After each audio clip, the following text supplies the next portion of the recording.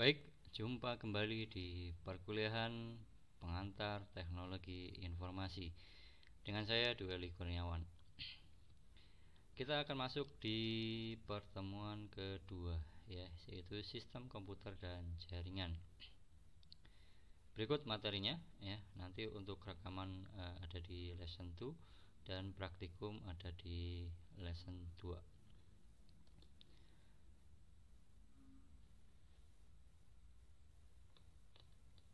Nah, apa sih sebenarnya tujuan kuliah daripada materi kali ini? Yaitu nanti Anda bisa menjelaskan dasar struktur organisasi dan komponen-komponen hardware, internal maupun eksternal sistem komputer, menjelaskan kategori fundamental, ya, software dan peranan sistem operasi pada sistem komputer modern, memberikan pengetahuan tentang latar belakang adanya jaringan komputer, ya, beserta komponen-komponen hardware dan juga software penyusunnya. Baik, kita akan masuk di perangkat keras. Apa yang dilakukan di komputer? Ada 4 dasar, ya, operasi dasar, yaitu menerima input dari luar, ya, kemudian memproses informasi, yaitu melakukan operasi aritmatik dan logik terhadap satu informasi, kemudian menghasilkan output, yaitu memberikan informasi ke dunia luar, menyimpan dan mengambil informasi dari memori dan juga tempat penyimpanan atau storage. Nah, komponen perangkat keras komputer itu sendiri yaitu ada dibagi menjadi input device, yaitu peranti masukan, ya. Peranti masukan ini contohnya adalah mouse, ya, terus kemudian keyboard, ya. Kemudian untuk output device ada monitor, ya, speaker, ya. Kemudian ya, keluaran itu adalah bukan speaker, ya, tapi inputan. Yang dimaksud adalah luaran ini adalah ya, speakernya, ya. Kalau mic-nya baru, ya. Oke, sorry. Kemudian jadi kalau mic-nya, ya, itu adalah input device, ya, input device. Tapi kalau speakernya kan mengeluarkan suara, ya, berarti dia output device. Itu intinya itu, ya. Jadi kalau dia input maka dia adalah input device. Kalau dia output, dia mengeluarkan, maka menampilkan, ya, itu adalah untuk output device atau perangkat keluaran. Kemudian ada microprocessor, yaitu prosesor atau CPU itu sendiri. Kemudian memori dan storage, ini adalah hard disk, ya, tempat penyimpanan, baik itu untuk yang penyimpanan secondary maupun yang primary. Kemudian ada lagi yaitu peripheral, ya, ini perangkat atau peranti pendukungnya. Nah, kalau kita lihat daripada sistem komputer itu sendiri seperti apa, ya, seperti ini, ya. Secara umumnya adalah di mana di sini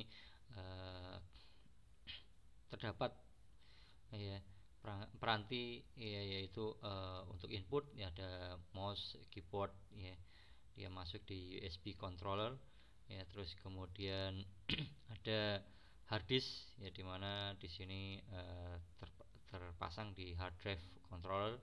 Kemudian ada monitor, ya, ini di video control, ya, dimana di situ, ya, diproses oleh CPU, ya, akses ataupun proses itu berjalan di memori, ya, dan seterusnya. Nah, ini adalah satu sistem gambaran secara menyeluruh daripada sistem komputer itu sendiri. Nah, sebuah komputer digital ini adalah koleksi on off, ya, atau switch, ya, off, yang dirancang untuk mentransformasi, ya, informasi dari satu bentuk ke bentuk yang lainnya. Pengguna memberikan komputer dengan satu pola bit, ya, input, dan komputer mengikuti instruksi untuk mentransformasi input menjadi pola bit yang lain, ya, output, yang untuk dikembalikan kepada si pengguna. Ini adalah terkait dengan CPU dan memori itu sendiri. Nah, CPU, ya, sering kali disebut sebagai prosesor, ya, dimana di sini melakukan daripada transformasi dari input ke output, ya, proses, gitu. Interpretasi dan eksekusi instruksi pada program, ya, dilakukan di CPU atau prosesor ini sendiri, melakukan manipulasi aritmatik, ya, logik, ya, terhadap satu data, berkomunikasi dengan bagian lain, ya, dari sistem komputer secara tidak langsung, yaitu melalui memori. Nah, mikroprosesor modern itu ada sirkuit elektronik kompleks ya. CPU dipasang bersamaan dengan chip ya lainnya dan pada sebuah papan yaitu disebut sebagai motherboard. Nah, memilih sebuah komputer tipe CPU ya, ini bagian yang paling penting, apakah nanti digunakan untuk gaming, networking ya dan seterusnya ya, server ya. Dua faktor penting yaitu terkait dengan compatibility ya, tidak semua software cocok untuk semua CPU ya. Nah, ini performanya ya ditentukan dengan apa ya, kecepatan internal clock, kemudian arsitektur prosesor itu sendiri, jumlah bit yang dapat diproses dalam satu waktu ya, seperti itu. Kemudian multiprosesor ini sebuah chip berisi banyak CPU ya, berjalan simulasi, membagi pekerjaan. Kebanyakan ya PC terbaru ini minimal 2 core ya. Nah, sekarang sudah banyak ya, hampir kalau yang saya gunakan ini i3 ya, core i3 ya. Kemudian quad core dan semakin banyak populer ya saat ini ya, seperti itu. Nah, dibagi menjadi beberapa unit fungsional ya, yaitu CU atau control units, kemudian arithmetic logic unit ya, ini mencakup daripada register, decode unit, bus unit, prefetch unit dan kemudian unit-unit tersebut ini saling bekerja sama ya tentunya untuk menyelesaikan daripada eksekusi terhadap instruksi program. Nah, seperti ini ya. Dimana di sini ALU ya ini berkaitan dengan logik yang nanti akan diterapkan di dalam satu prosesor prosesnya. Ya, control unit ini untuk mengontrol daripada lalu lintas yang berjalan di memori. Ya. Oke, saya pikir ini nanti Anda bisa eksplorasi nanti di kuliah organisasi komputer. Dimana intermezzonya green computing ya. Nah, saat ini atau sebenarnya ini sudah cukup lama ya, karena saat ini sudah beralih ke cloud computing ya, seperti itu.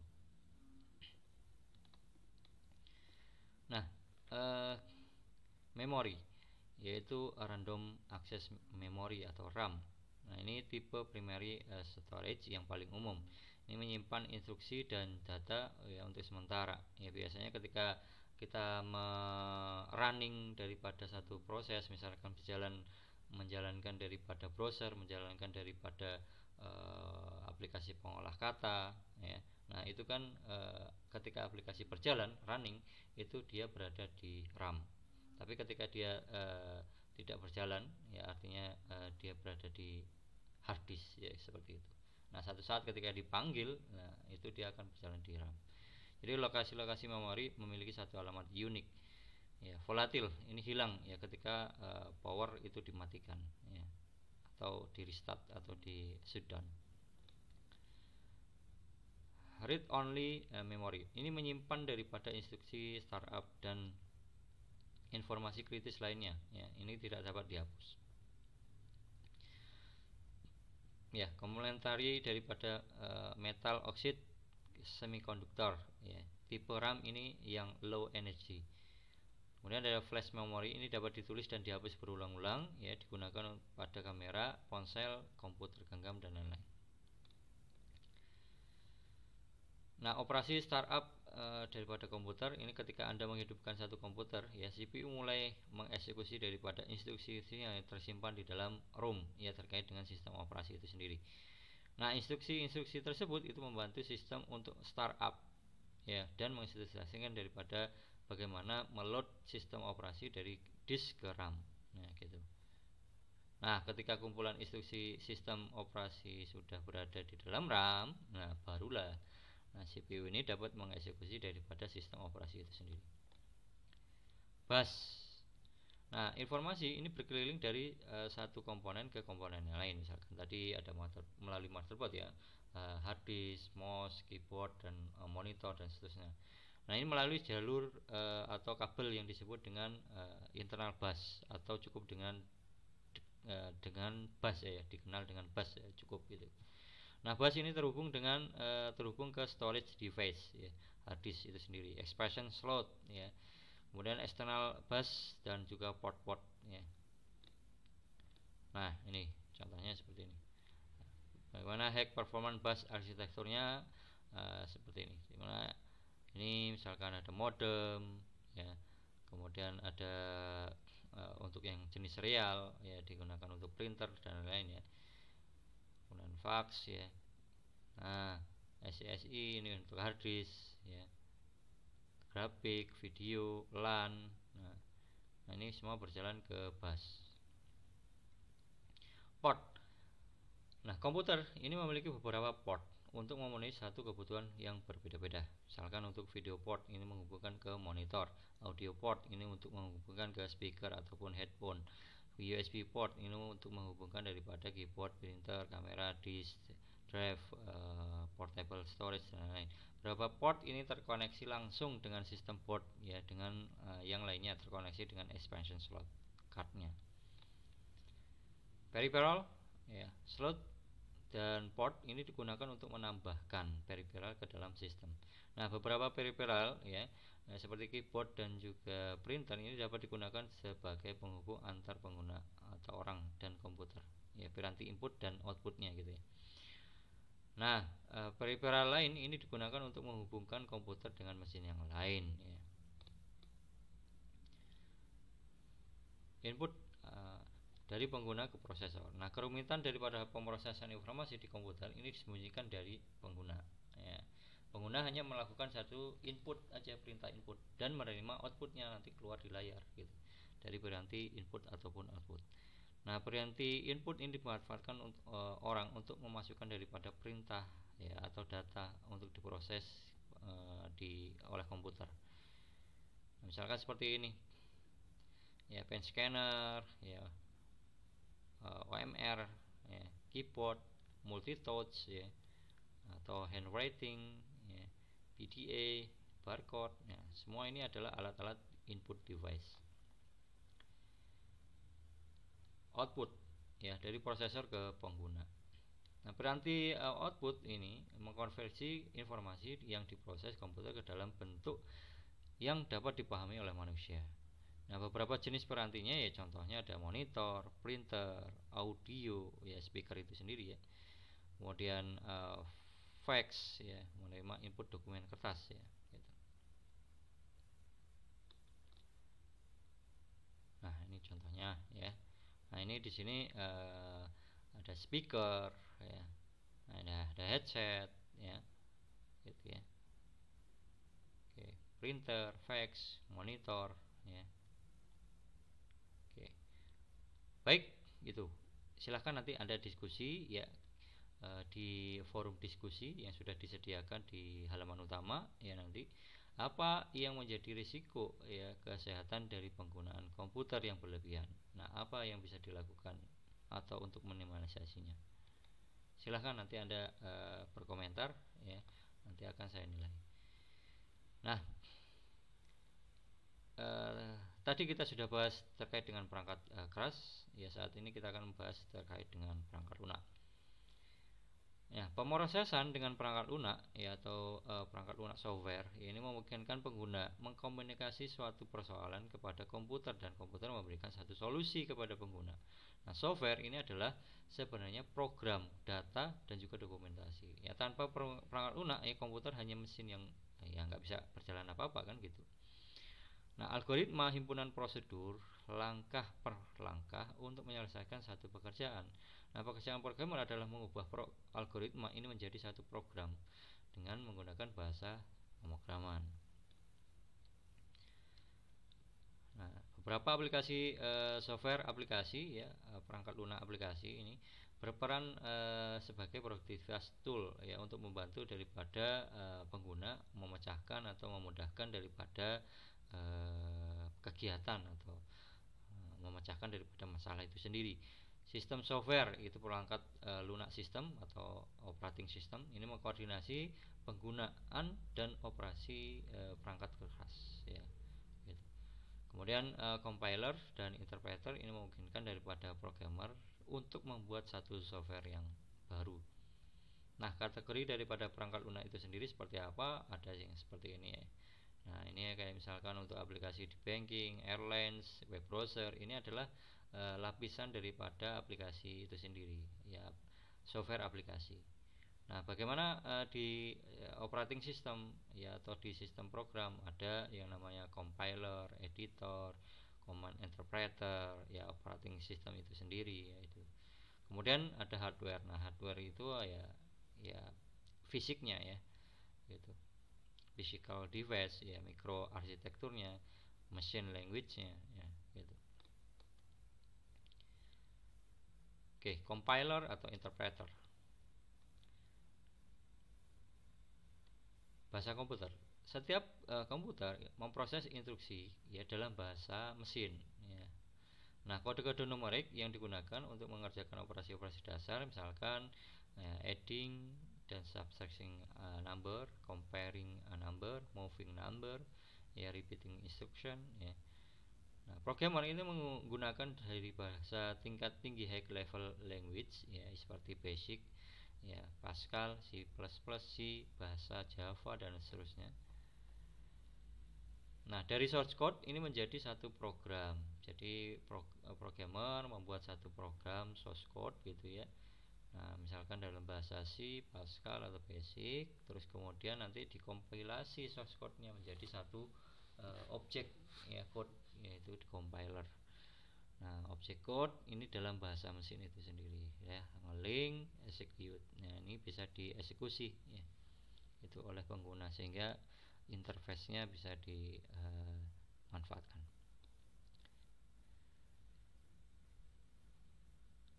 Perangkat lunak aplikasi atau software aplikasi. Nah, perangkat lunak aplikasi ini memungkinkan daripada pengguna untuk bisa mengontrol komputer tanpa harus berpikir seperti programmer. Nah, Anda bisa menggunakannya dengan sangat mudah ya, tinggal menggunakan dan menggunakan ya, memanfaatkannya ya sesuai dengan kebutuhan ya. Misalkan ya perangkat lunak untuk publishing ya, perangkat lunak untuk akuntansi, perangkat lunak untuk grafis, perangkat lunak untuk pendidikan, untuk hiburan misalkan dan lain-lain. Nah, beberapa konsiderasi misalkan dokumentasi ya, instruksi untuk menginstal dan menggunakan satu perangkat lunak ya, help ya, bantuan. Kemudian update dan upgrade daripada perangkat lunak ya, ini biasanya kita ada upgradekan version tertentu ya, version, karena di dalam satu perangkat lunak biasanya dia akan memperbarui daripada versinya. Kompatibilitas dan perangkat lunak keras, perangkat lunak dan perangkat keras ya. Nah, ini perlu diperhatikan ketika nanti Anda melakukan satu instalasi ya, kebutuhan atau spesifikasi daripada hardwarenya seperti apa, karena harus sejalan ya ketika nanti menginstal daripada perangkat lunak itu sendiri. Kemudian end user license agreement ya. Ini memproteksi pengguna dari error pada program. Lisensi ya, ini beli lisensi atau Anda beli perangkat lunak ya. Gitu. Ini misalkan karena beberapa aplikasi atau perangkat lunak ini itu ada yang punya lisensi atau yang harus dibeli gitu ya. Nah, distribusi dijual langsung atau bisa melalui web ya, Anda download dan seterusnya, melalui public domain ataupun server. Aplikasi web trend ya, aplikasi ini berjalan di atas server di internet ya, dan bukannya di PC lokal ya. Anda bisa mengaksesnya dimanapun kapanpun ya Anda berada. Misalkan Google Doc ya, untuk akses daripada beberapa platform untuk software aplikasi Word ya, Excel, spreadsheet dan seterusnya ya. Multiplayer game, Wikipedia ya dan seterusnya. Mazhab ini aplikasi web yang memberikan layanan untuk kombinasi data dari lebih dari satu dari sumber ya, lebih dari satu sumber ya. Contohnya peta dan data statik kejahatan ya. Aplikasi Office ya perkantoran bersifat general. Ini digunakan untuk di rumah, di sekolah, di perkantoran, baik itu untuk pemerintah maupun di swasta. Nah, aplikasi yang spesifik ya perangkat lunak untuk billing rumah sakit ya, billing di misalkan untuk di toko kelontong dan seterusnya.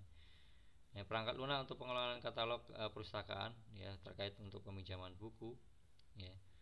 Perangkat lunak untuk pengelolaan restoran ya, produk berapa item dan seterusnya, pembelian daripada makanan, minuman ya.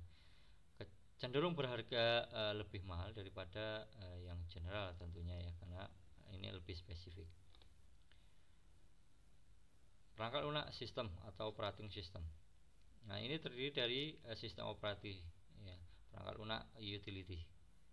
Ini menangani detail operasi komputer ya di balik layar yang tidak perlu diketahui memang oleh pengguna. Nah, seperti ini.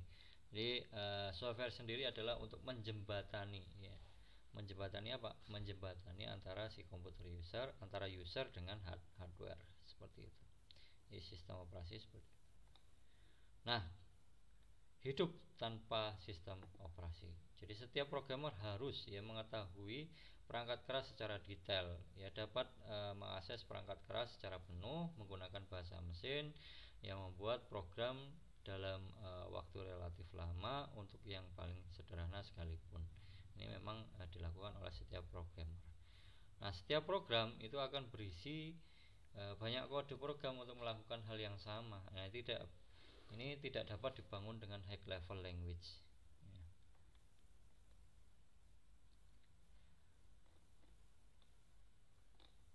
Oke, nah, siapa ini kira-kira? Nah, ini beberapa pendiri ataupun beberapa sejarawan ya di dalam komputasi ya, komputer itu sendiri. Nah, isu daripada kompatibilitas. Nah, sistem operasi didesain untuk beroperasi pada perangkat keras tertentu. Ya, aplikasi didesain untuk bisa berjalan di atas sistem operasi tertentu. Kebanyakan aplikasi cloud ya, ini didesain untuk bisa berjalan di berbagai platform. Ya, contoh misalkan seperti ini ilustrasinya ya, Windows OS ya, dan menggunakan Windows app, Mac OS menggunakan Mac app, Linux ya menggunakan Linux app application. Nah, ini memang didesain seperti ini. Kompatibilitasnya gimana supaya dia bisa Windows ke Mac, Mac ke Linux, Linux ke Mac atau dan seterusnya, dan sebaliknya gitu ya. Nah, platform yang berbeda-beda ini menjadi satu isu ya, dimana kompatibilitas dalam satu aplikasi. Perangkat lunak utility ya, untuk pemeliharaan dan perbaikan sistem ini tidak ditangani oleh sistem operasi. Memudahkan pengguna untuk mengcopy file antar media penyimpanan ya, memperbaiki file yang rusak ya, menerjemahkan daripada file sehingga banyak program bisa membaca ya, juga pengamanan terhadap virus dan bahaya lain, kompresi file ya, sehingga akan memakan lebih kecil ya.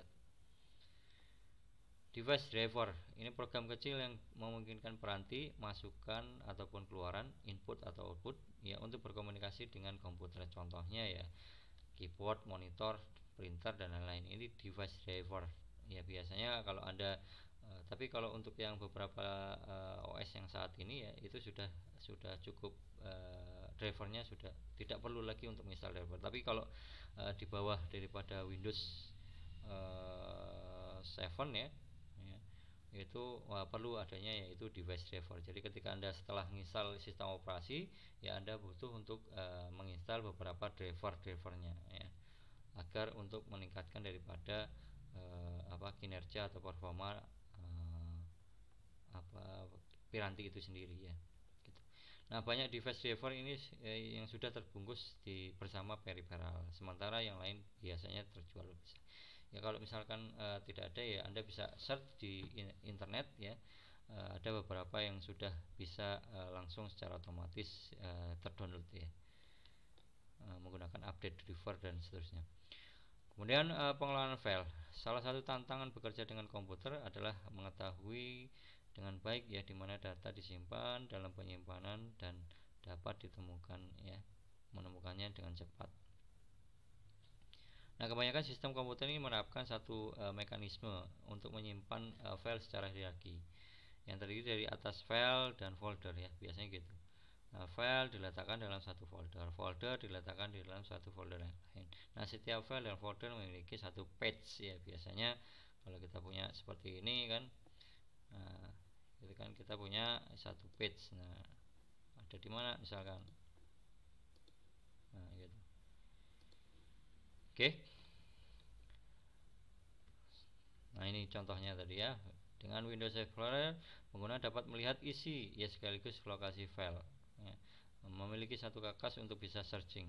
Nah, gitu. Baik, selanjutnya adalah diskusi. Silahkan Anda jawab pertanyaan di diskusi lesson 1 ya. Ada yang percaya bahwa aplikasi web akan segera mengambil alih aplikasi PC ya, PC biasa untuk banyak keperluan. Menurut Anda bagaimana? Apakah hal ini akan menjadi hal yang lebih praktis? Artinya gini. Jadi memang saat ini sudah ada ya. Jadi beberapa platform fisik ya, yang aplikasi-aplikasi yang secara ada di PC ya. Ya contohnya ya Google Doc ya, dia memiliki satu software atau platform, contohnya ya Spreadsheet ya, terus kemudian uh, apa Google Doc-nya itu sendiri ya, Google Excel, Google Spreadsheet ya, Google PowerPoint-nya. Nah, ini seperti itu. Nah, kira-kira menurut Anda bagaimana? Nah, apakah ini akan menjadi lebih praktis bagi Anda? Ya, tanpa Anda menginstal ya, Anda cukup dengan memiliki akun Google, yaitu cukup Anda bisa langsung menggunakan ya aplikasi perangkat atau dengan mudah ya, seperti itu. Baik, itu silahkan nanti dijawab ya di forum diskusi. Selanjutnya yaitu terkait dengan jaringan komputer. Tadi kita sudah bahas terkait dengan perangkat keras, terus kemudian kita sudah bahas perangkat lunak ya. Nah, tiba saatnya di jaringan komputer ya. Nah, evolusi daripada jaringan komputer semakin banyak ya. Permasalahan timbul ketika kita membutuhkan penggunaan data atau resource secara bersama-sama. Data harus dibawa kemana-mana, dibawa ke tempat yang membutuhkan, harus dibawa ke tempat yang ada printernya gitu kan. Nah, butuh solusi untuk ini ya, duplikasi resource, berkomunikasi secara efisien, ini penting gitu. Nah, solusinya adalah dengan menghubungkan komputer tersebut ya, sehingga kita bisa meningkatkan kinerja atau performa daripada komputer itu sendiri ya. Sharing file, sharing resource, sharing data ya, sharing peripheral ya, dan seterusnya. Nah, ini untuk apa? Supaya memperoleh satu kemudahan, mobilitas ya, juga tidak ada jarak ya, efisiensi dan seterusnya. Nah, prinsipnya seperti ini ya, adalah satu telekomunikasi atau di dalam jaringan ya. Ya, dimana di situ ada yang ditransmisikan ya, baik itu data, pesan dan seterusnya. Nah, komponen jaringan itu sendiri ya seperti apa? Contohnya seperti ini, misalkan di dalam satu LAN atau di dalam satu ruangan tertentu ya, LAN local area network terhubung dengan internet work ya. Satu service yang ada ya, kemudian juga terhubung dengan LAN. Nah, di mana di sini ada polisi, ada rule yang diterapkan di dalam satu jaringan. Nah, komponennya apa aja? Ada perangkat komputer itu sendiri ya. Kemudian ada perangkat jaringan, yaitu tentu ada network card ya, modem, switch, hub, router, firewall ya. Untuk medianya ada wired ya. Wired ini dengan kabel, wireless ya tanpa kabel, dan juga aturan yaitu protokol. Nah, hardware jaringan sendiri ya, ada file server, workstation ya, hub, repeater, bridge ya, router. Saya pikir ini sudah tidak asing lah ya gitu. Oke. Nah, hardware jaringan ini sendiri ya terkoneksikan ya seperti ini ya.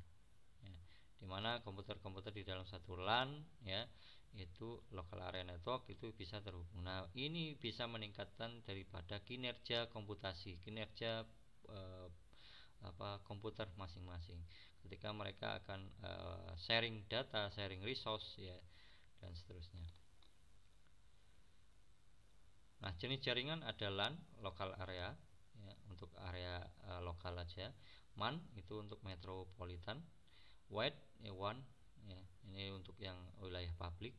Kemudian wireless network ya, home network, internet network atau di internet wilayah publik.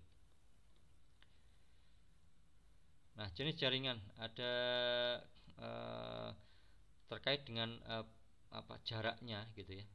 Nah, kalau 1 meter ya, ini biasanya personal area network ya. Ya, misalkan ya WiFi ya. Ini untuk yang lokal area misalkan 10 meter ya sampai di 1 kilometer ya, kalau misalkan dia adalah kampus ya bangunannya. Kemudian metro area network ya, misalkan sampai 10 kilometer, ini biasanya untuk city ya. Kemudian wide area network ini biasanya untuk country ya, negara ya, atau satu benua. Nah, kemudian internet ini untuk planet ya, secara keseluruhan.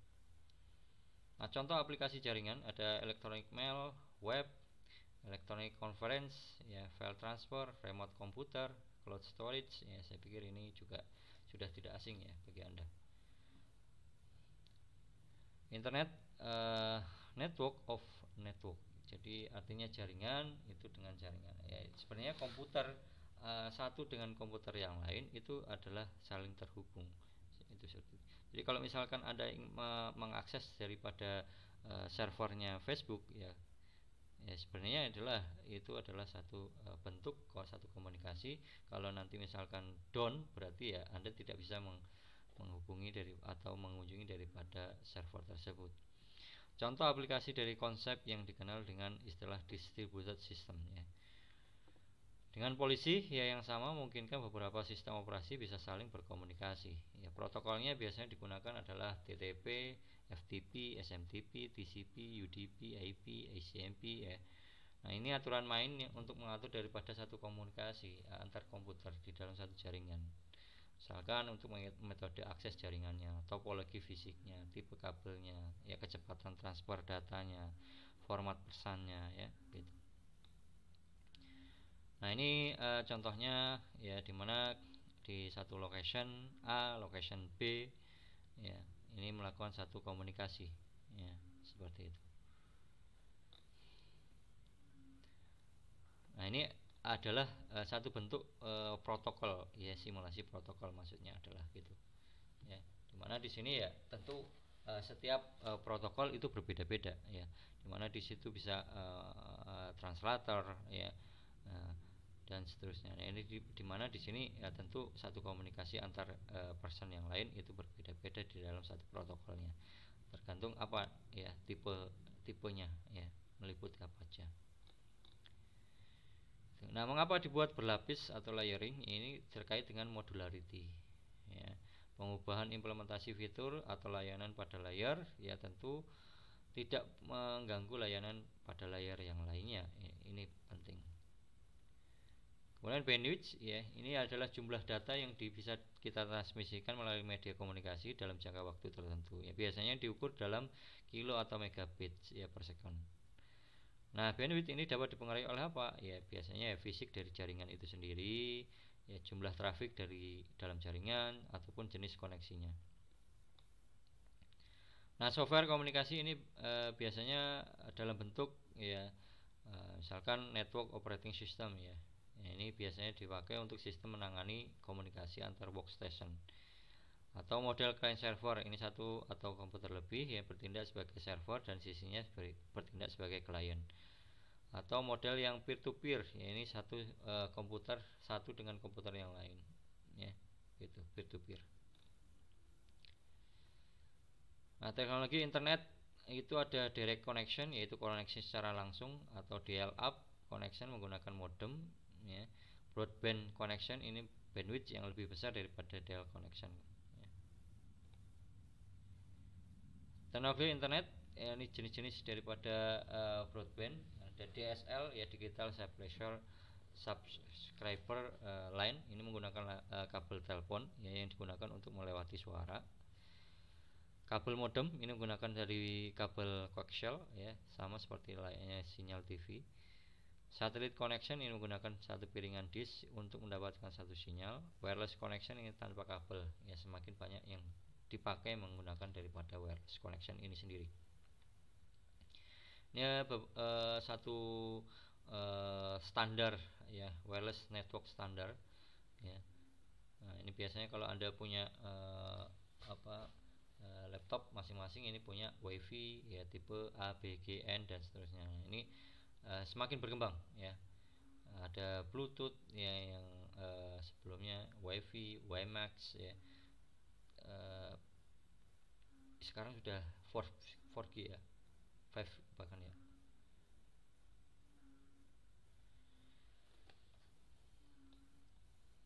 Baik, mungkin itu aja, ya, terkait dengan materi kita kali ini di pertemuan kedua, ya. Kita telah membahas yaitu perangkat keras dan juga perangkat lunak serta bagaimana jaringan komputer itu sendiri. Terima kasih, ya.